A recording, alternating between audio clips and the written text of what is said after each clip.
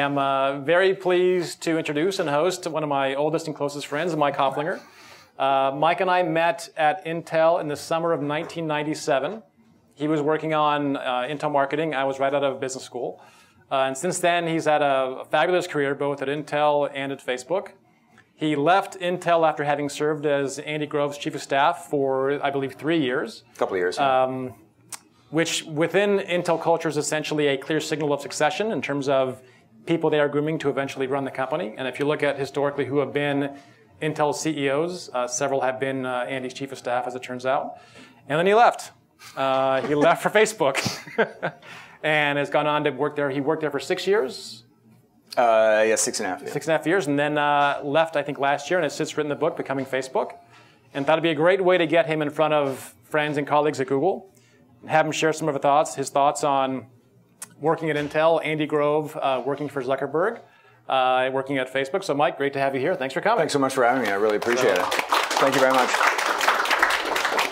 I know that 2 o'clock on the Friday before Memorial Day is a tight schedule, so thanks, everyone, for making the time. So in terms of, if we go back to the beginning, with Intel in particular, Andy Grove passed away last March, kind of in my mind, one of the defining figures of global leadership and management, and obviously technology as well. Do you think there are any lessons that this group and the people on the video should know as it relates to what Andy's kind of mantras or principles that everyone should really kind of subscribe to, or at least think about when they're looking for visions or kind of principles?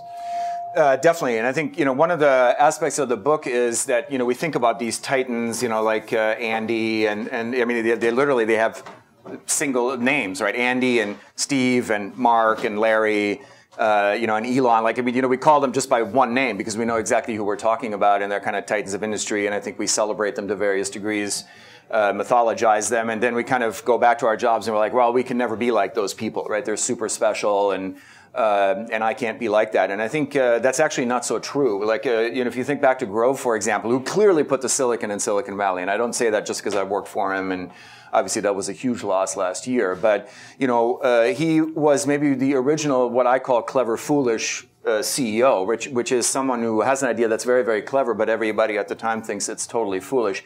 Andy said in the very early 90s that not only are we going to go build microprocessors, but we're going to actually market them and make people care about that.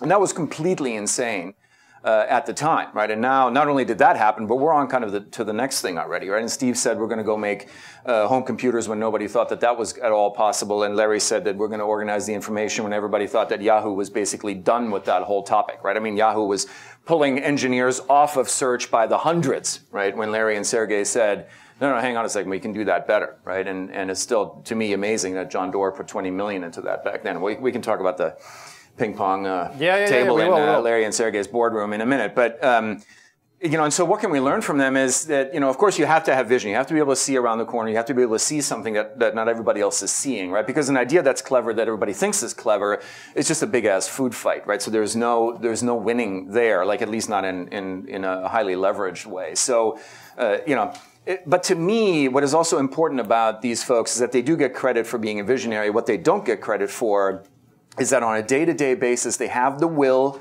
to move towards that goal. Right? Everybody thinks Andy is a genius because he moved, Intel from memories into microprocessors and then said we can make people care about this, Intel Inside program, blah, blah, blah. But he was really a genius because he got up every morning and said, are we done yet? Are we done yet? How's that going? Are we done yet? Right? And I have to imagine, I don't know for sure, but I have to imagine Sundar, Larry, Sergey, your leaders here, that you feel that way, right? That you don't just dream things, but that you go do them every day. And I think we can totally learn from that, right? You might not be able to be Grove or Jobs or Zuckerberg or Larry or Sundar, but you can 100% think about looking around the corner and 100% think about, getting to the doing. Cool. And so when I left Intel in '99, you were at the time Andy's chief of staff, and I think Andy began, at your urging, to kind of do a round-robin meet and greet with prominent startups, and some small, some not so small. And one of them happened to be Larry and Sergey at Google, and there was maybe 15, 20, 30 people, which I think Susan kind of brokered back in the day. So can you talk about that kind of meeting, how it came to be, what was the kind of the takeaway when you kind of got Larry and Sergey in their earliest days in a room with Andy Grove in fall of 1999. Yeah, that's special stuff. We were just joking about, if there's interns in the room and, you're 19, 20 years old, today, you were born after this moment that we're describing, roughly-ish. But what Grove was really good at is, he at that point, we're talking 99, he had already basically been mythologized as like maybe one of the most important leaders in Silicon Valley. He could have easily assumed that, whatever I think is right. But he would spend a ton of time, especially this was kind of .com, right? So Intel, really, really had to figure out how to get this internet thing together. And he was trying to figure out who are these leaders in the internet space that are legit, and who are the leaders in the internet space that are not so legit. We probably visited 50 leaders in the space. And John Doerr, is a famous venture capitalist at Kleiner Perkins, was, before he went to Kleiner Perkins, a relatively big figure at Intel and had a relationship with Andy Grove at the time. And of course it was John, as we just said, who had put 20 million into Google. And John had, I remember this exactly, this is going to sound like I'm name dropping, but it's an awesome story, so I'll do it anyway. So we were on a plane with John. It was maybe John's plane.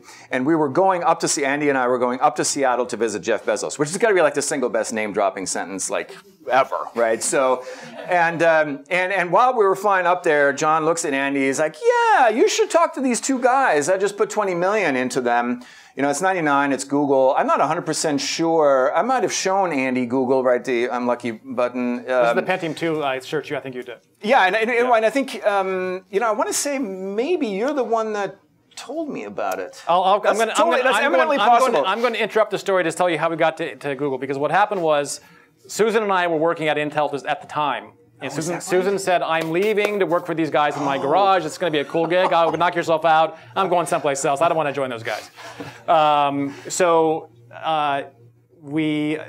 went to go say hello to Mike in his cube, which is like, fifth floor important people. Andy's sitting across the way. And I said, hey, let's go to Yahoo and do a search for Pentium 2. And I did a search for Pentium 2 in Yahoo. It was all garbage. Just like garbage for top 10 results, all garbage results. And I said, let's go to google.com. and do a search for Pentium 2. And did a search for Pentium 2 right on the Intel.com Pentium 2 website. Yeah. And that's when kind of the light bulb went off, definitely in my head. It cost me a lot of money.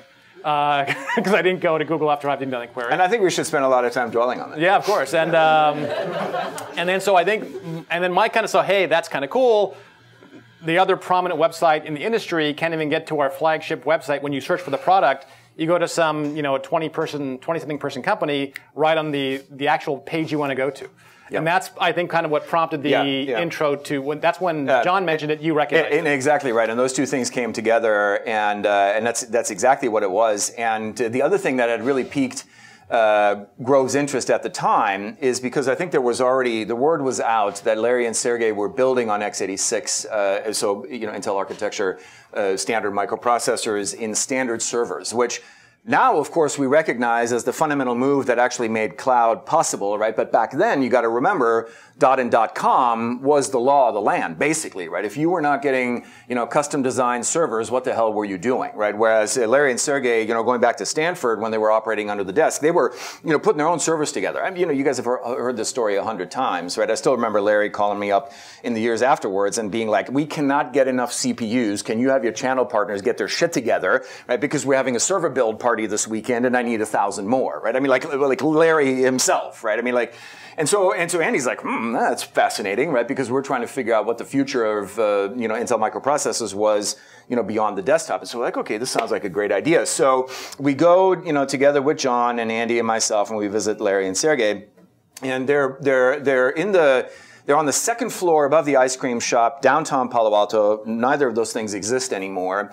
But it was, I want to say 20, maximum 30 people. I think Marissa was the only woman there. And we were in, what Larry and Sergey called their boardroom, which I think was more a lunchroom. And we were literally, I shit you not, having the meeting at a ping pong table. And they were talking about what the game plan was for this thing. And the ping pong or the company? Well, I mean, it's intertwined, obviously. Okay.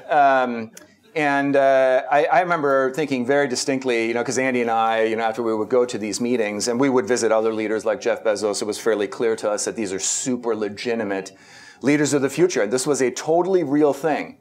And then we'd visit other leaders, names, not to be shared, where we're like, oh, I don't know, man, if that's going to come together. But I remember the two of us absolutely walking away from that and feeling like it was a very, very big deal. And Andy wanted to make very sure that Google and Larry Sergey were getting everything that they needed, to build, a massively parallel x86-based, universe that served you good search results. So was it a combination of roadmap or charisma, or just then? What was it about the meeting or them that made you and Andy realize that even as a 20-person shop, there's something here? Yeah, I think first the results spoke for themselves, right? Like you said, right? I mean, one of the beauties, of course, of great internet products like Google and Facebook is that there's zero barrier to trying it, and if you can have a great magic moment, right, which is fantastic search results or seeing your friends in your newsfeed, then you can win, right? Even if you're tiny.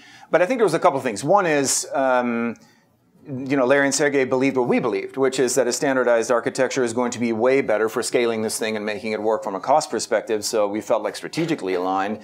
And I remember the two of them were like very unaffected, super young. I'm going to totally make up. They were less than 25 for sure. But they were totally unaffected by, talking with Andy and were very balanced with him. They didn't take him for granted, but they also weren't like stunned at his he's like the authority in Silicon Valley at the time. So it just felt extremely authentic, and they were like, this is what we're going to go build. We're very confident about it. And we're like, I get it.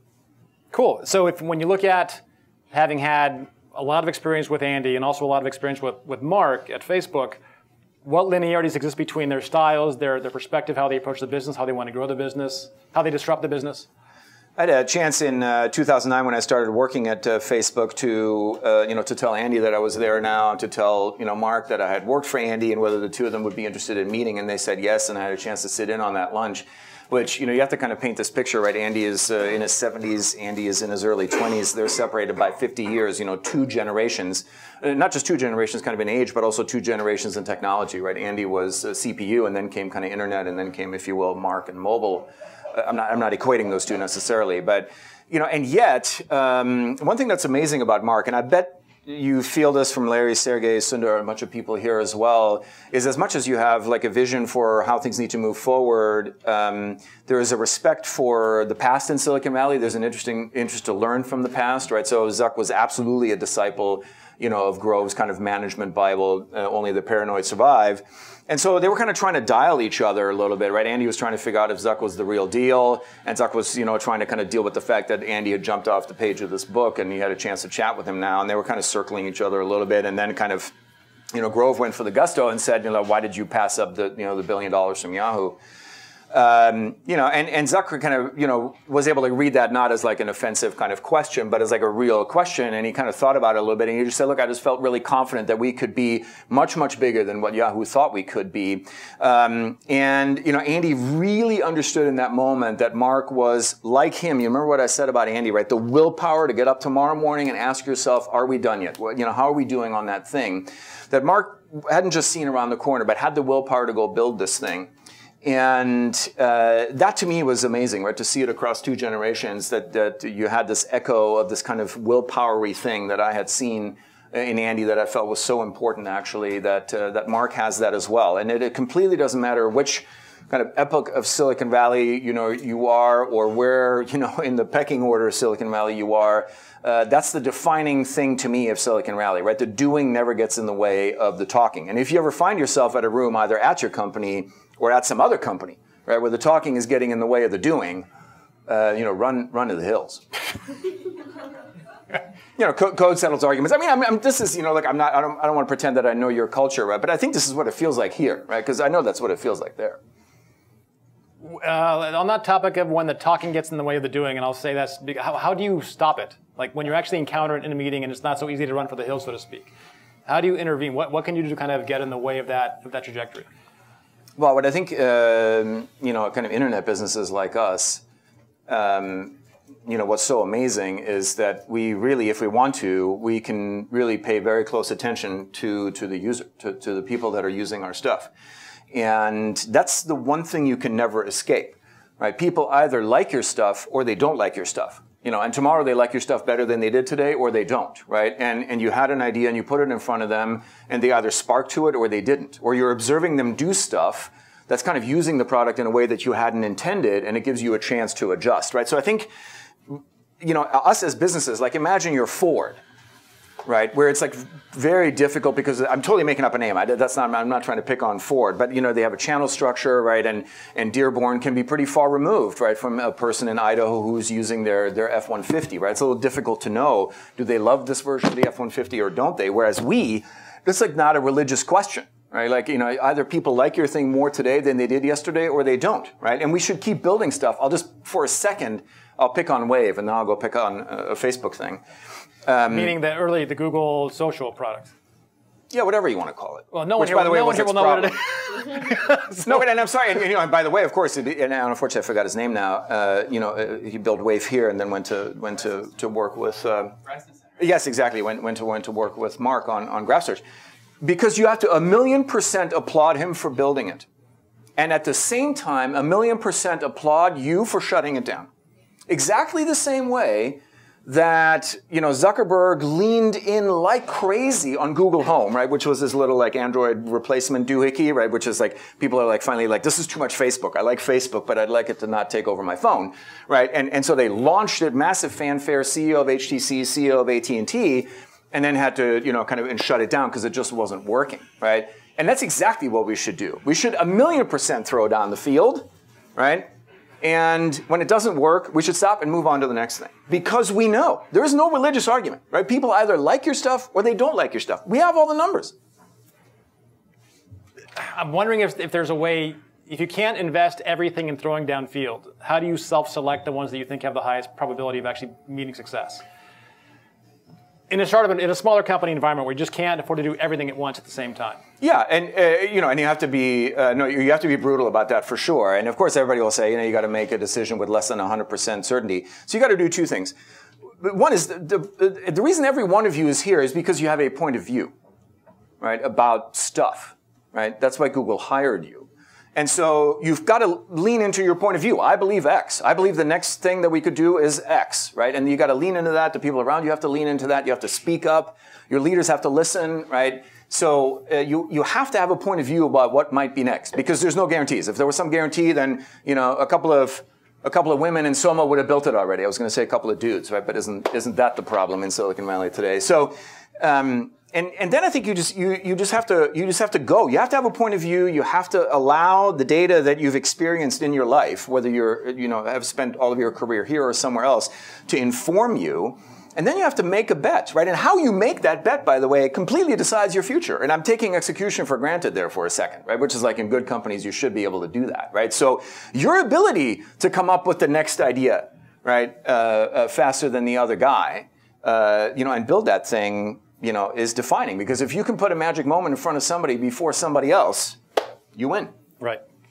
So let's, in terms of your transition out of Intel, you were on a great career path, obviously. What pulled you out? Like, how was Facebook, as a smaller company today, at the time, able to essentially extract you, who had a clear path, a clear future, a clear great future at Intel, out of that company into something which was much more speculative at the time?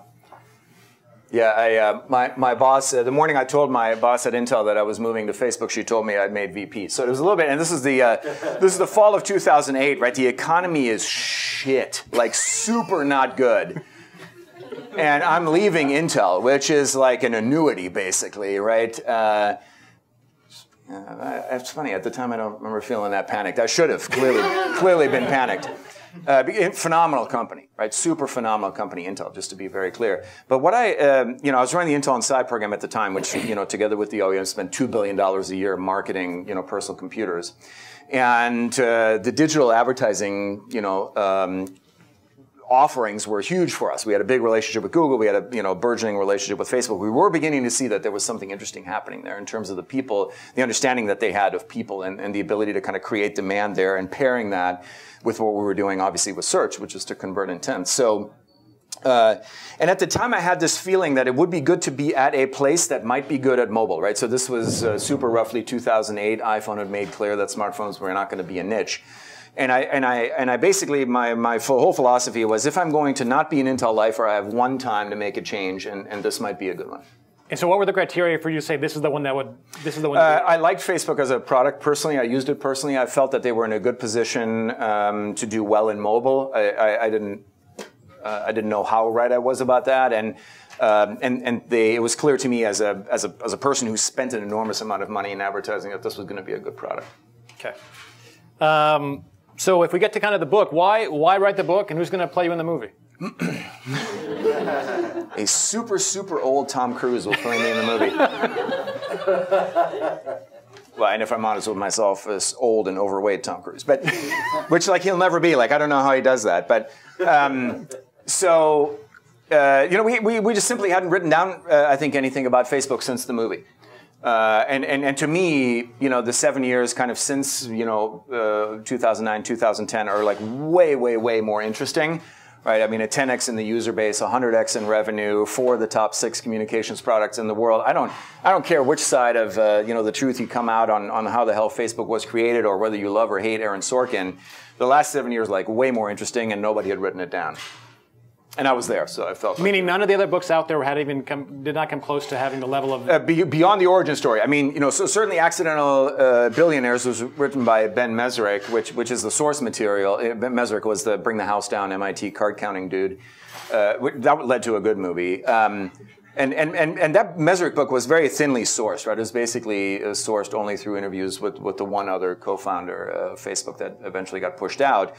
And then there was the David Kirkpatrick, he's the former Fortune journalist who wrote Facebook Effect, which was a very, very good book, but essentially ended more or less in 2009. But since then, we haven't written down anything, and those stories are, in my mind, way better. And I was able to not only kind of put down what happened, but kind of how it happened and what we can learn. So what can we learn? Like when you look at like the Becoming Facebook, the core of the book, if you had to kind of do a cliff notes for those who are on the video or.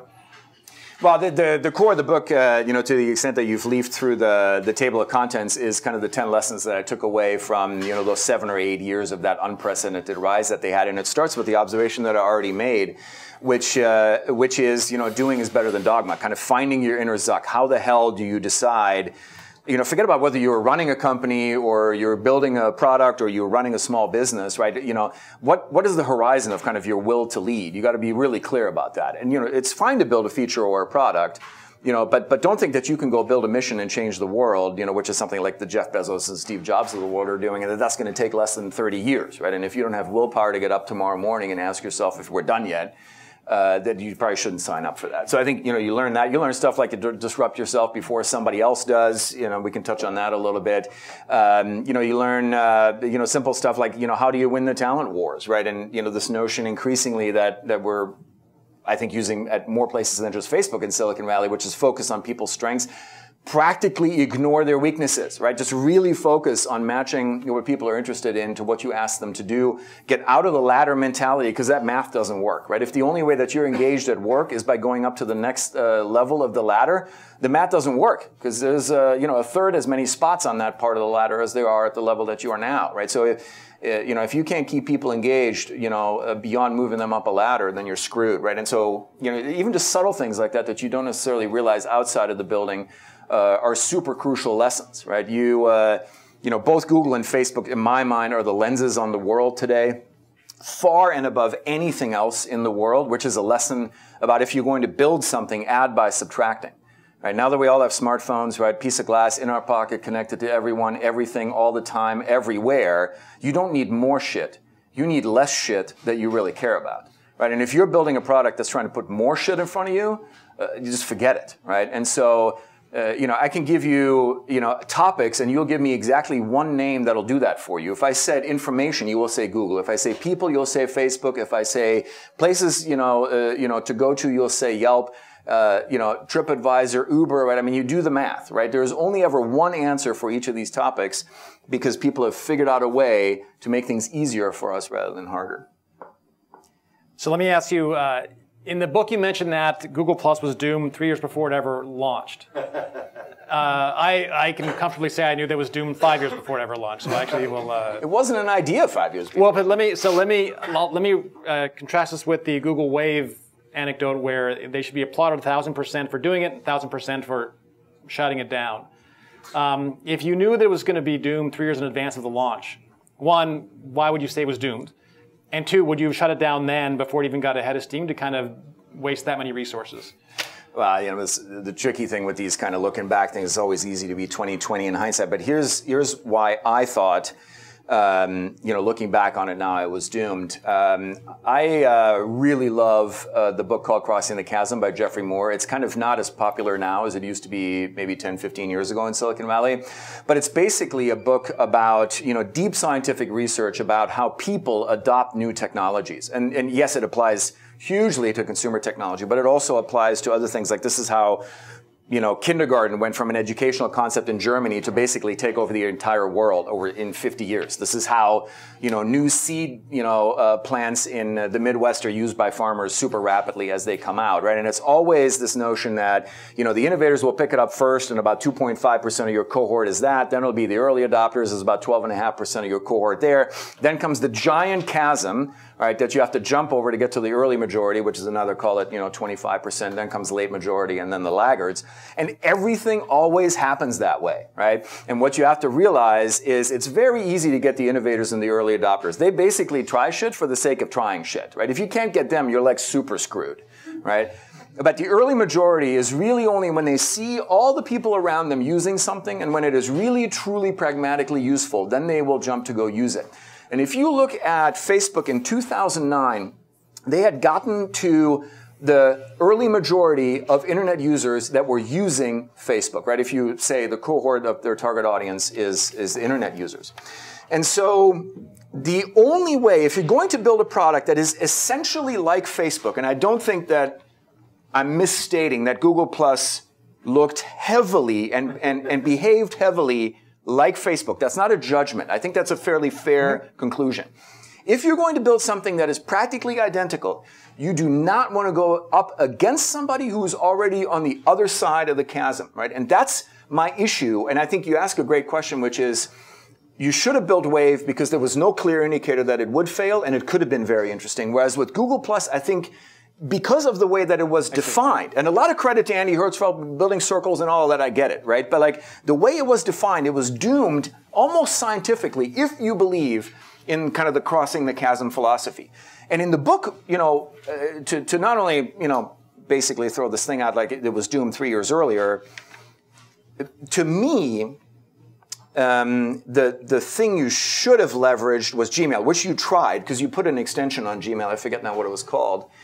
But I think that was the tool that if you had built it in a way that wasn't trying to be totally identical to Facebook, but was trying to do more with the network that Gmail already understood, right? All of the people that you're sending email to is like the connections that Facebook was building. There was an opportunity there, which I think because you slightly misstepped on the extension that you had built into Gmail, which I think you even got your hand legally slapped. I forget exactly what went down, but that would have been the opportunity. Whereas Google Plus was defined, I don't want to go too far and actually take it all the way back to the leader of that effort who came from Microsoft, and I wonder if that was an issue. And I don't know him well enough. I'm on video, so I got to be careful, what I say. But because I think that is a great question. There are some things that you shouldn't start because you should know enough that is going to be a very long shot. And there are some things that you should start even if you don't know how it's going to go. So when you look at companies like Facebook in particular, are they always on the lookout for self-disruption, or is it just something which they say one day, today we're going to start, something has happened in the business, we have to start looking to disrupt ourselves? Is it a constant mindset among the leadership team or even those who are working on it? I think it's got to be, and because the only thing you know for sure from historical records is that even the greatest technology companies don't last forever, right? I mean, you and I are both not at Intel anymore, and that's kind of not an accident. One of the great miracles of kind of pulling out of a nosedive is maybe what Satya is doing at Microsoft, right? But in the Ballmer era, again, obviously a much bigger, better executive than I ever was, but so not to pick on him, but that wasn't going so well. Right? I mean, in Microsoft, I'm not 100% sure is kind of out of the woods yet, but that's like one of the all-time great pull-ups ever, right? So, but historically, especially, Apple, don't forget Apple. No, so and by the way, I think. Oh man, how am I going to put myself on the record with? I can't keep myself from saying it. But and by the way, I think they are indeterminate right now. I think Tim is doing a phenomenal job working the numbers, which is exactly what his history would suggest, right? He was COO at Compaq, had an incredible reputation there for managing the numbers. He is doing that well. What he is not doing so well, and I don't think I'm going out on a limb here, is innovating, right? So I hope he's working on something. Steve, I'm talking about Steve himself. Well, and Steve 2.0 was like an all-time comeback, right? And it's such a shame that we didn't get to see Steve 3.0. That's all I'll say about that. But that's kind of how you have to constantly be thinking.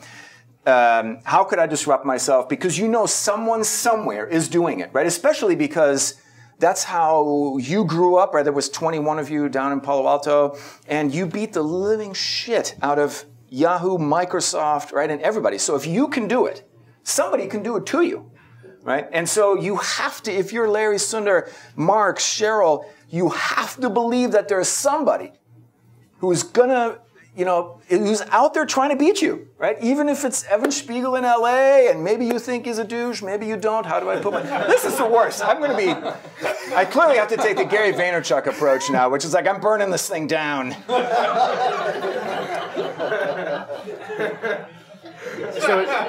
look, I mean, oh my God. You'll remember this moment. No, let's I forgot the question I was going to ask. That's not good. You have to believe somebody is going to disrupt you somehow. So on that note, also, do you think Mark has an unfair advantage in that because he has this network, he has inside information on what's kind of bubbling? So with Instagram or WhatsApp, he has usage data that no one else has.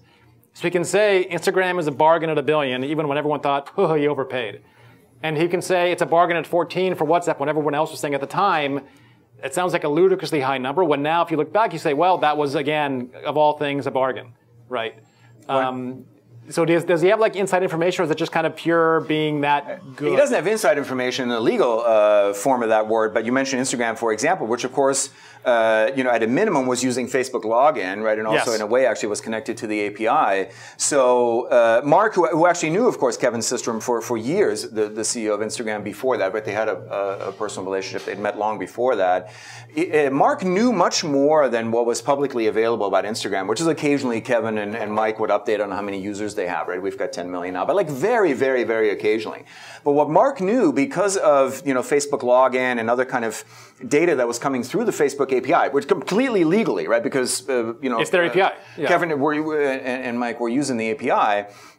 He knew much more about the degree of engagement, right? Which is the kind of almost daily use, the amount of time, and he could pattern match, right? I've seen this movie, Instagram, before, right? It might only be 5 million, 10 million, 12 million, 18 million users, but I've seen this movie before. It's us, right? And at the time, he was starting to think much bigger than we realized, which is, Facebook doesn't just equal Facebook the app, which is Facebook equals the mission of making the world more open and connected. And if we could work together with Kevin, not like, acqui-hire him and have him build more Facebook, right? But bring in Instagram because it was another method by which people connected and shared. He knew more than the rest of us did. And so, when Kevin called him and said, hey, we're about to take more money at a $500 million valuation, you call him on a Friday afternoon, on Monday morning, right? Zuck calls him back. He's like, come over to my place, right? And on Saturday, he's like, I'm going to offer you $1 billion. Why don't you come over here? We will make you much bigger than you are now, right? And Kevin's like, oh, yeah, okay, right? And not just like the $1 billion, but like, and then both of them proved to have made an excellent decision, right? Because Kevin was able to continue to build the product that he loved, that he really cared about,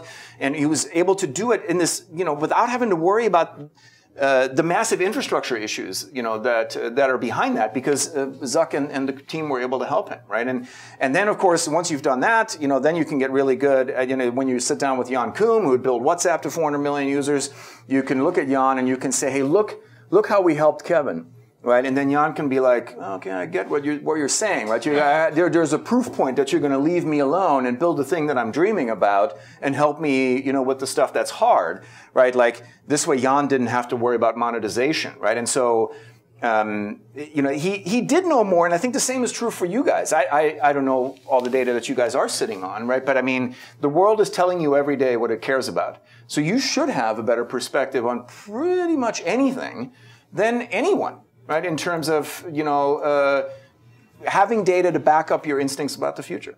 So when you look at kind of what's next from the standpoint of what might cause disruption to a Facebook or a Google, what is the next big opportunity that you're seeing when you kind of look out 2, 3, 4 years? I mean, we're on the record saying it's an AI. We're an AI first company at this point. But when you put on your own experience from having been at Intel, having been at Facebook, being a student of technology, what do you kind of look at when you look at a few years down? Well, you'll totally remember, a thing that Andy Grove used to love to say, which is market share is won and lost in transitions. You remember that? Yep. Right, and he would always tell the OEMs that to encourage them to use new Intel chips. So it was clearly a very self-serving thing to say, but it's totally true. And we're like in the best period, like to me, I mean, I've been in Silicon Valley 25 years now. We're like in the best period, which is top of one S-curve. And you guys are like a room I don't need to explain S-curves to. And what I mean by that is kind of mobile, social, comms, info, blah, blah, blah. We're at the top of that S-curve. Everybody done and done has that. And we're not yet into the bend on the next S-curve, right? So it feels a little bit like a lull. Like, what the hell's going on, right? Is anything new happening? And that to me is like my favorite period, right? Because the shit is about to get real. And I think to me there's clearly 3 categories of stuff. AI for sure. Yep. Not as an end game, but as a thing that makes the stuff we build way better, right? Everybody's like, AI is coming. Bullshit. It's already here, right? It makes my searches better. It makes my newsfeed better. It makes my understanding pictures better. It'll make video better. And then, of course, maybe we'll do assistance on top of all of that. I'm not 100% sure. But, it's kind of to the first order already here. But think ingredient to make stuff better, not like, robots that run down the hallway and cook you breakfast. Like, I mean, that's, I don't know. And by the way, they're going to keep trying to make intelligent refrigerators. Like, I mean, we just got to stop doing that. And next thing, I do think, you were bagging on this earlier, so I'll wade into it anyway. But I do think augmented reality, and not as a replace. Like everybody's like, oh, clearly augmented reality will replace the phone. I think that is ridiculous. What's going to happen is you're going to keep this in your pocket, and it's going to be your connect and compute. And you're going to have these, which are going to be your I/O, right? And the ability to kind of lay information kind of over your real world. Not laying like a goofy ass, there's a robot down there, and I'm going to shoot it with my imaginary gun, right? But I mean, not that I'm saying that it's not good for entertainment, but I think there's going to be some very interesting stuff there, not as a displacement of mobile, but I think as a, if you will, like a demand regeneration for it. Now, the interesting thing there is, the landlords, right, so Android and iOS, may shift here, right? Unless the current landlords do a great job of shifting to the new, right? And then, of course, everybody who operates on top of what the landlords are running needs to pay attention, right? Because the truth is, Facebook is running has 2 landlords that really control their situation, right? Which is the T's and C's of the Play Store and the App Store control Facebook's world. You guys could write T's and C's tomorrow that say if you want to, run on Google Play and you want to do advertising, you got to use Google's native systems, and I take 30%. You guys could write those T's and C's tomorrow morning, and Facebook would lose 30% of their revenue tomorrow night. Right? Fact. Now, government might come after you for, antitrust, not 100% sure, right? But the reason that doesn't happen is because there's mutual assured destruction. Right, between Android, iOS, and Facebook, right? There's no way that Google Play and App Store can fundamentally fuck with Facebook's apps because they're the most popular shit on your platform, right? So it's like a very delicate balance, and you got to really look at how the situation of landlords and tenants changes as media changes, which is one of the fundamental reasons that Facebook picked up Oculus, right? Zuck needs a playing chip in this chess game that's going to get played in augmented reality in the next 2 years. 2019, by the way, Christmas 2019, watch for food fight, massive food fight in totally legit consumer AR. 19. Triggered by Microsoft. Oh, okay. Keep an eye out for it.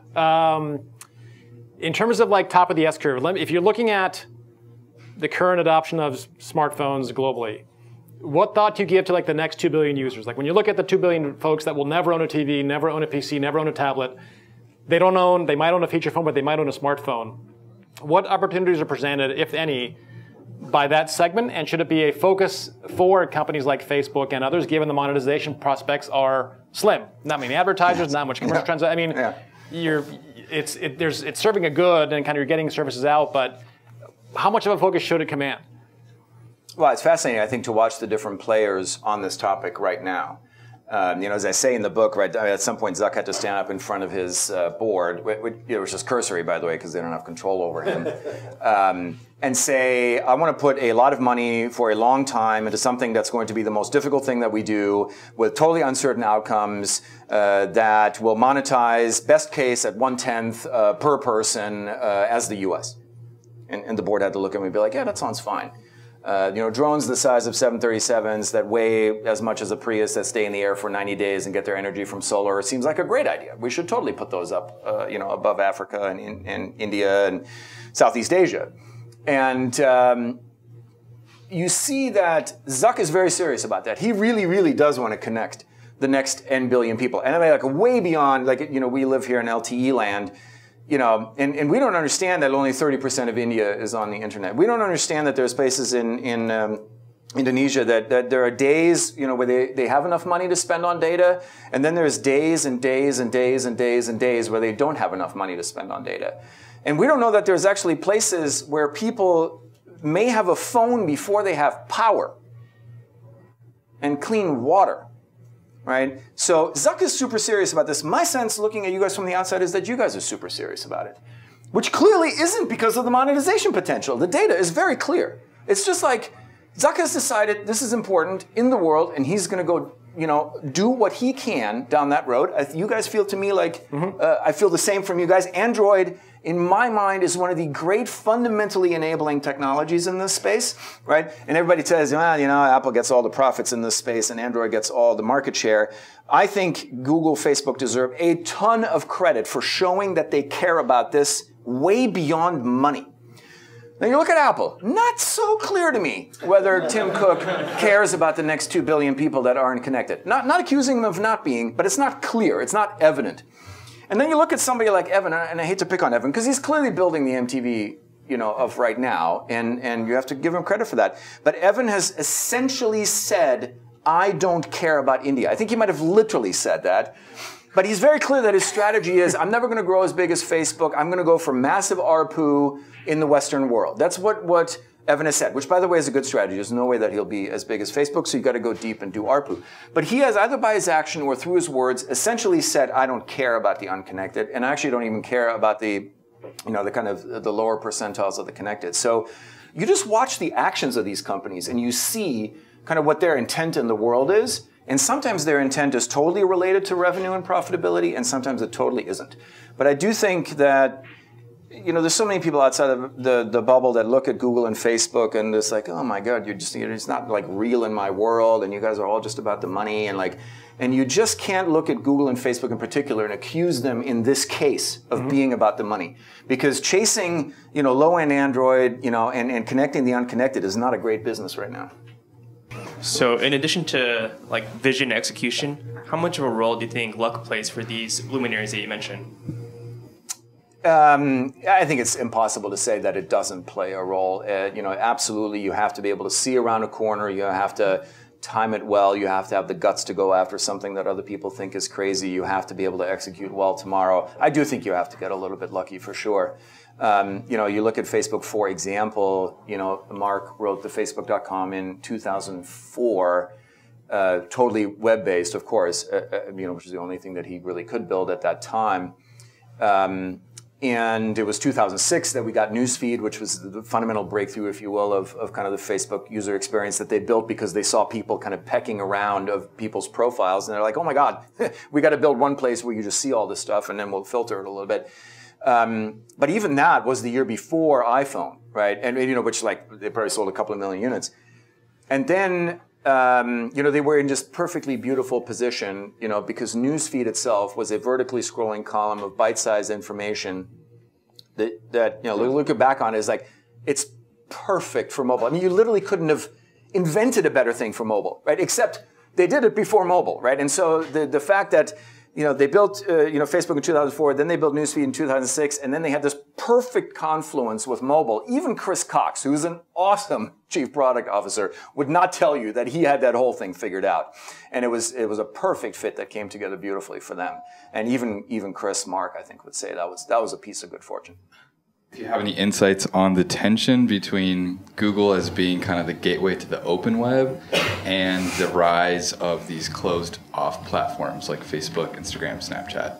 And if you see any kind of threats or opportunities within that space? And that's an interesting, actually, distinction between the two. The way that I always think, I think Google and Facebook are kind of the defining companies right now because they simply are the lenses between us and our world, right? If you know what you're looking for, I'm going to oversimplify a little bit. If you know what you're looking for, you go to Google. If you don't know what you're looking for, you kind of just want to know what the hell's going on, you kind of go to Facebook's products. That's an oversimplification, but clearly, head and shoulders above anybody else. That's how I think of the two of them. I think a user in Chicago, right, who doesn't sit in rooms like this, doesn't think about open web, closed web. I don't think that's a thing for them, actually. I think they just care about, like, stuff that they want to get done in their life and, people and things that they care about. And I think that's how they think, right? Like, I think if we introduce this notion of, do you realize Google is open and Facebook is kind of closed-ish, they'd be like, I don't understand what that means. And so I think, you have to ask yourself, opportunity and threat, I think, is always mostly, what do people care about, as opposed to like constructs that we'll invent here, which are totally relevant. You have to, you sit in rooms and you discuss this kind of strategy. You have to think about that kind of stuff. But I don't think that's how people actually think. And so I think you got to just be obsessed about what people are telling you by virtue of what they're doing with your products, which is why it's so important that you try things. Because that allows people to provide you with insight about how they're using those things. And so, I think opportunities and threats simply come from, are you giving people enough opportunity to tell you what they want? Why hasn't somebody bought Twitter yet? Oh, I was hoping somebody would ask that question.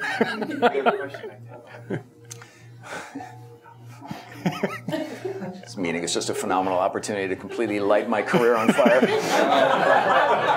And in, like, not a good way. Whatever career I have left. So what's my first instinct? It's funny, I was talking to a reporter yesterday, and she actually drew a very interesting distinction between Twitter and Facebook. She said Facebook is the place I go to connect with the people I know, and Twitter is the place I go to connect with the people I wish I knew.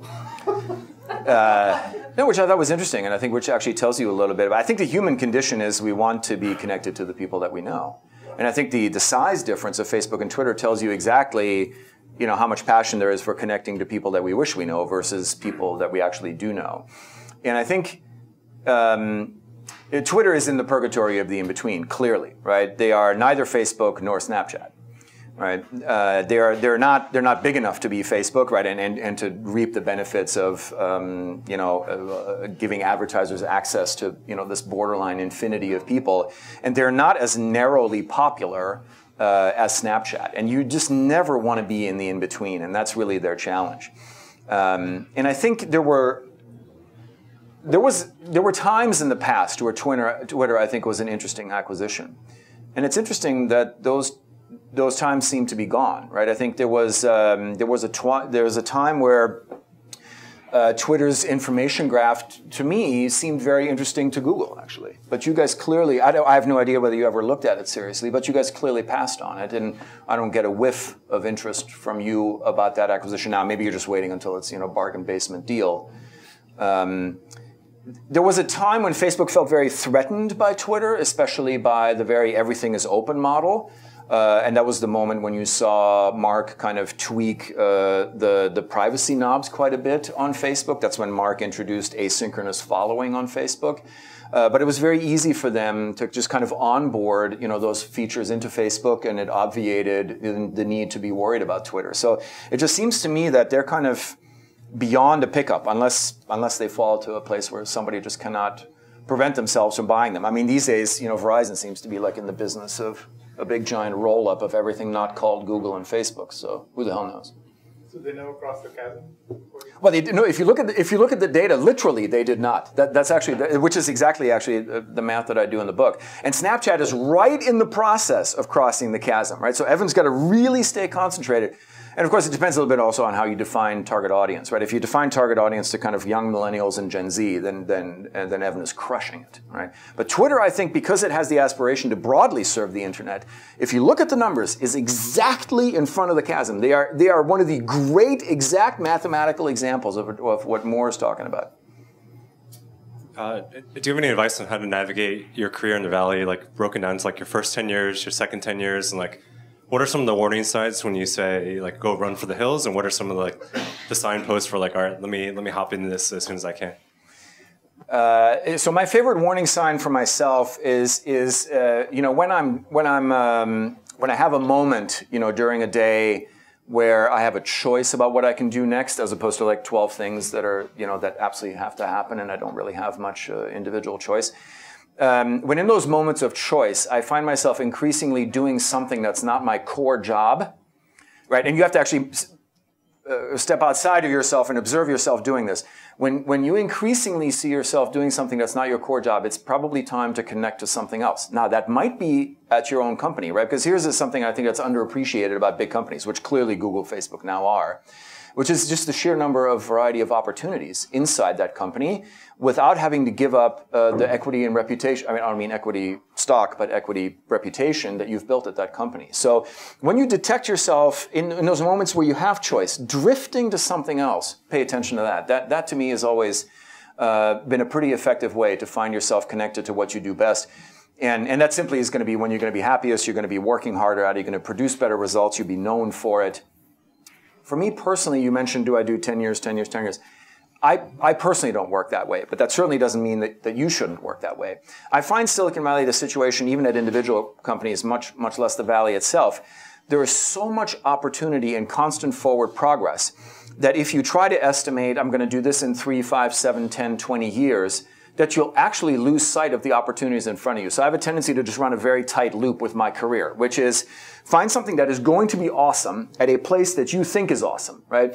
And you know, this book isn't just about, you know, how the hell does Zuck work? It's also about how can I use this for my own career. Think about what are you seeing around a corner in terms of your own career that nobody else is seeing. And then, you know, just kick as much ass as you possibly can at that thing. Right? And then look at what opportunities that's created for you, rinse and repeat. And that's a tight loop that I use for managing my own career. And then, you know, kind of things happen. I find it's hard for me to plan 3, 5, 10, 20 years ahead, or to like, you know, in my first 10 years I need to do X so that in my second 20 I can do Y. Because I find I do my best work when I'm, you know, pretty stoked about that thing that I've picked. And you can't just pick something for 2 months, right? Nobody wants somebody that does this for 2 months and then that for 2 months, and like eventually your resume will just look like shit. But so it's a very, very personal thing. Like I hesitate to even give advice on this topic because so many people do it different ways. So with Facebook, do you ever see them like coming out with their own next big product in-house? Because you see something like Masquerade, Pages, like none of those things really take off. Most of the things that they've done, they've acquired. I mean, we got WhatsApp, Instagram, and Oculus. Oculus, which is in the news for all the wrong reasons right now. True. Absolutely true. Yeah, that is a really great question, but and I address it specifically in the book. Right in the book, I have a whole chapter on, you know, kind of that I call failure isn't, which is just kind of the standard, you know, treatise on, you know, you got to institutionalize failure. If you're not trying enough shit, not enough, you know, good things will come out of it. But then the chapter right after that is when does all this quote unquote failure turn into just failure? Right, which is what you're talking about, right? You know, you kind of now look at the track record. You would argue Messenger has done extremely well, especially with the arrival of David Marcus. That's obviously a homegrown product. The thing that we don't talk about as much that's also doing very well homegrown is Groups. You know, because it is a separate app. You know, you may not use it, but 600-700 million people a month do use that app very specifically. But you're totally right. Kind of the homegrown track record, not so good, right? I mean, especially after, you know, Zuck failed twice, you know, to convince Evan to sell. He then failed like 3 times trying to build an app, you know, that's like it. But I'll tell you what's interesting though is, you know, starting 5 years ago, right, he picked up Instagram, then 2 years later he picked up WhatsApp, kind of on the back of picking up Instagram. Then he picked up, you know, David Marcus, who used to be the CEO of PayPal, who now works for, you know, Mark. So you kind of, that's like, you can see Mark's pretty effective at bringing people to Facebook. And so now, all of a sudden, he has 4 tools to compete against Snapchat with, right? And he's actually chosen the best possible strategy. Like, if you're fairly egoless and you're okay simply copying the other guy, then he has chosen a perfect strategy, right? Which is like, congratulations, Evan, for inventing stories. I will now build this into all 4 of my products. So we'll see you on the other side. All right, and then I'm sorry, then I'll build an API for camera, you know, so... At some point, you got to worry, right? And here to me is actually a bigger concern, which is business at Facebook going really well, profitable. He's able to engage in a bunch of additional things, like picking up Oculus, trying to pursue connecting the unconnected, right? All of those kinds of things. And there comes a point in time where you're doing too many things, right? And you suddenly have too many failures, and you lose track of how many of these things actually lead to anything. You become deeply distracted, right? And he's not there yet, but that's something that he'll have to monitor. And that's never happened to him, right? It'll be the first time that he'll have to deal with when is too many things too many things? You know, and so, I mean, he's always been incredibly good at like dealing with the first time stuff happens to him. I mean, he's like one of the all-time greats at that, but we'll have to see. Notice, by the way, you're totally right about Oculus, by the way. That has not gone well for a bunch of reasons, right? And turns out his execs were yikes. But notice what he's done to fix it. And I'm going to bring this back to a Google story, right? He went and got himself Hugo Barra, right? Don't underestimate that shit for a second, right? Because Hugo was your guy, and then he went to Xiaomi. He was huge there. And now Mark's like, this Oculus thing not going so well. Change the management team. Hugo, please come in, run AR, VR for us. And it's amazing, by the way, how often, all the time he says it 100%. Whenever Zuck is talking about Oculus, he's always AR, VR, right? So this has nothing to do with like giant ass, ski goggles connected to PCs. He is clearly working on this, right? And he got himself Hugo to go do it, right? So even though he picked up Oculus and it didn't work, which you could argue was a failure, he's an interesting enough place for Hugo to go fix this thing, right? So even his failures are kind of turning out okay because he's got safety nets. But we'll have to see what happens the first time he's really facing, kind of a major crisis. Mike, thanks so much for coming. Great to see you again, man. Yeah, thanks for coming in. Thank you so much for having me. I really appreciate it. Thanks, everybody.